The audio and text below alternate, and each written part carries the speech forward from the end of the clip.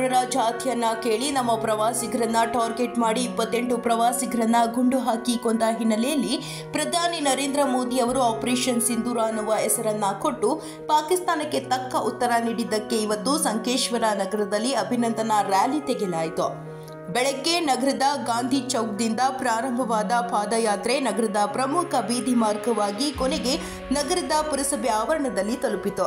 ಪಾದಯಾತ್ರೆ ವೇಳೆ ಪಾಕಿಸ್ತಾನ ಮುರ್ದಾಬಾದ್, ಹಿಂದೂಸ್ತಾನ ಜಿಂದಾಬಾದ್, ಜೈ ಜವಾನ್ ಜೈ ಕಿಸಾನ್, ಭಾರತ ಮಾತಾ ಕಿ ಜೈ ಹೀಗೆ ಘೋಷಣೆಗಳನ್ನು ಕೂಗಿ ಪಾದಯಾತ್ರೆ ಸಾಗಿತ್ತು।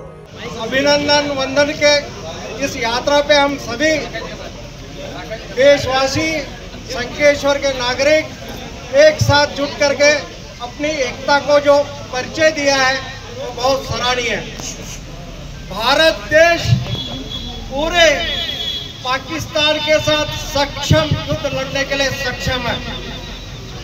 ये सभी नागरिक अपने मन से भय निकाल देना। देश युद्ध में चलेगा तो आप हमेशा सुरक्षित रहोगे। आज का दिन देश के प्रथम राष्ट्रपति के साथ के द्वारा और आखिरी बच्चा तक सभी का सुरक्षा करना, सुरक्षा देना ये सेना का हक है। हम सभी सेना के वजह से इस देश के अंदर चैन नींद ले रहे हैं।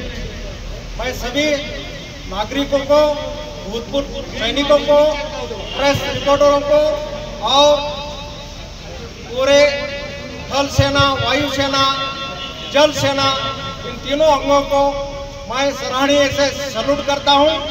और देश हमेशा आगे बढ़ेगा और आपकी एकता और अखंडता के लिए हम सक्षम है और हम आपका सेवा करने के लिए हमेशा तैयार हैं।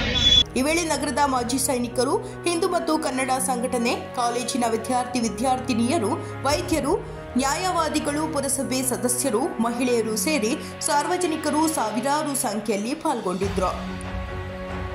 ತಾಜಾ ಸುದ್ದಿಗಾಗಿ ಎಂಟಿವಿ ನ್ಯೂಸ್ 24x7ಗೆ ಸಬ್ಸ್ಕ್ರೈಬ್ ಮಾಡಿ ಮತ್ತು ಬೆಲ್ ಐಕಾನ್ ಅನ್ನು ಒತ್ತಿ ತಪ್ಪದೇ ಲಿಂಕ್ ಶೇರ್ ಮಾಡಿ।